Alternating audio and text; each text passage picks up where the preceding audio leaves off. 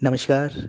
Law of attraction and युग निर्माण परिवार में आप सभी का स्वागत है।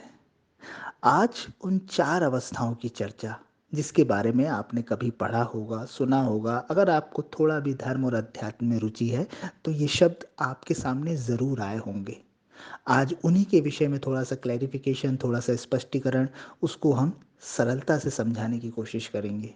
क्योंकि अगर व्यक्ति स्वयं की खोज में है, बुद्धत्व की खोज में है, आत्मज्ञान की खोज में है, तो उसे इन चार अवस्थाओं का परिचय ज़रूर होना चाहिए। तो ये चार अवस्थाएं कौन सी है? पहली जागृति, दूसरी स्वप्न, तीसरी सुषुप्ति और चौथी तुरीय अवस्था। पहली अवस्था की बात हम करें, जागृति, यानी इसे आप सीधा सीधा समझें कि खुली आंखों से इस संसार को जब हम देख रहे हैं तो हम जागृति की अवस्था में हैं। जब हम नींद में नहीं हैं, हम अपने दैनिक क्रियाकलाप कर रहे हैं, अपना काम कर रहे हैं, बिजनेस कर रहे हैं, नौकरी कर रहे हैं, दिन भर काम में लगे हुए हैं, संसार में उलझे हुए हैं, ये एक जागृति की अवस्था है जहां हमने अपने आप को संसार से जोड़ के रखा हुआ है। भीतर का हमें पता नहीं है, स्वयं का हमें पता नहीं है, आत्मा का हमें पता नहीं है। बस हम संसार में उलझे हुए हैं, सांसारिक क्रियाएं कर रहे हैं। ये सुबह से शुरू हो जाती है और रात में आंख बंद होते तक चलते रहती है। तो चर्म चक्षुओं से, खुली आंखों से इस संसार को देख रहे हैं, इस संसार में काम कर रहे हैं। बस यही है जागृति की अवस्था, जहां हमें स्वयं का बोध नहीं है। ठीक है। दूसरी अवस्था आती है स्वप्न की। नींद में प्रवेश करते ही आप स्वप्न के संसार में खो जाते हैं। जो आप दिन भर में खुली आंखों से देख रहे होते हैं, वही चीज बंद आंखों से सपनों के रूप में, विचारों के रूप में, छवियों के रूप में आपको आ रही होती है और आप इसमें भी उलझे हुए रहते हैं।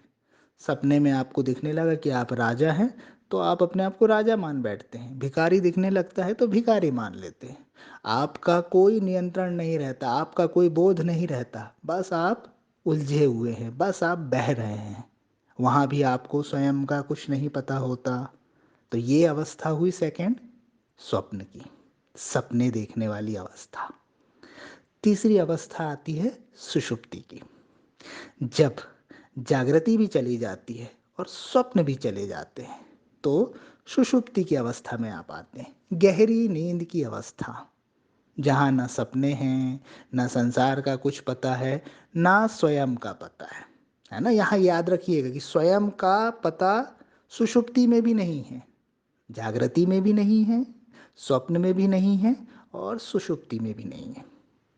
आप गहरी नींद में चले गए, लगभग बेहोश, अचेत, कुछ पता नहीं, ना सपने दिख रहे हैं, ना संसार दिख रहा है, कुछ भी नहीं दिख रहा है और स्वयं का बोध भी चला गया। तो ये सुषुप्ति की अवस्था बहुत कम समय के लिए होती है, जब आप सपने और विचारों से रहित हो जाएं, लेकिन बहुत कम समय के लिए होती है। लेकिन इसका भी कोई महत्व नहीं है, क्योंकि आप स्वयं का यहाँ पे कोई बोध रखते ही नहीं है। तो ये जो तीन अवस्थाएं हैं, जागृत, स्वप्न और सुषुप्ति, ये तीनों अवस्थाएं ऐसी हैं जहां आप संसार में उलझे हुए हैं, संसार से कनेक्टेड है, संसार से आइडेंटिफाई हैं, लेकिन स्वयं का आपको पता नहीं है। और यही अवस्था 99.99% लोगों की है आज।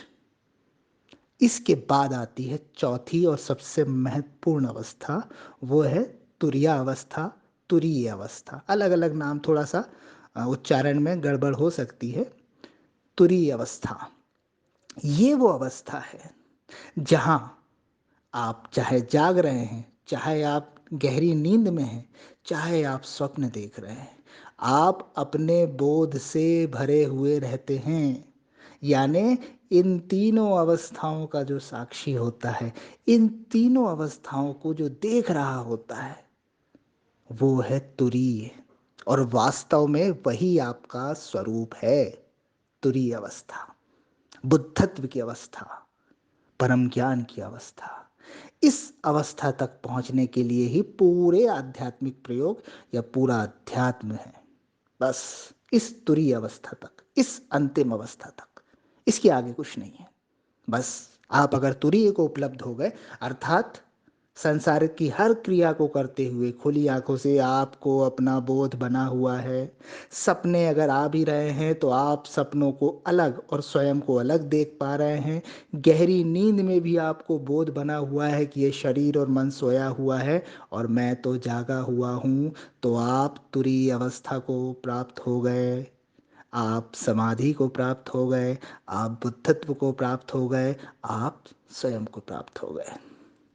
तो लक्ष्य है तुरीय अवस्था। अभी हम उलझे हैं पहली तीन अवस्थाओं में। तो पहली तीन अवस्थाओं का जो साक्षी है, पहली तीन अवस्थाओं को जो अलग होकर देख लेता है, वही तुरीय है और वही आपका लक्ष्य है। तो आशा है कि ये ज्ञान जो बहुत मैंने कोशिश की है कि आसान से आसान भाषा में दे दूं, कोई बहुत गहरी शब्दावली का प्रयोग ना करूं, एक दो शब्द कुछ ऊपर नीचे हो सकते हैं, लेकिन भाव समझने की आप कोशिश करिएगा कि तीन अवस्थाएं कौन सी है और चौथी अवस्था कौन सी है, परम अवस्था कौन सी है, हमारा लक्ष्य क्या है। तो आप इनको भली भांति जान भी पाएंगे और इसके विषय में आपने पढ़ा भी होगा, इंटरनेट पे भी उपलब्ध है। अगर आप इसको डीप में पढ़ना चाहते हैं तो आप इंटरनेट से पढ़ भी सकते हैं। बेसिकली मैंने सिर्फ पॉइंट टू पॉइंट कम शब्दों में आपको बताने की कोशिश की है कि हम अभी किन अवस्थाओं से गुजर रहे हैं और हमारा लक्ष्य क्या है, परम अवस्था क्या है, क्या होती है वो और क्या होता है वहाँ पहुँचकर। तो शब्दों में तो हर चीज़ नहीं बताई जा सकती, तुरीय अवस्था तो अनुभव वाली चीज़ है। तो आपको मेरी शुभकामनाएं हैं कि आप उस तुरीय अवस्था, उस परम अवस्था को उपलब्ध हो और उस स्वाद को जरूर चखें, ताकि आपका जीवन का उद्देश्य, जीवन का लक्ष्य पूर्ण हो।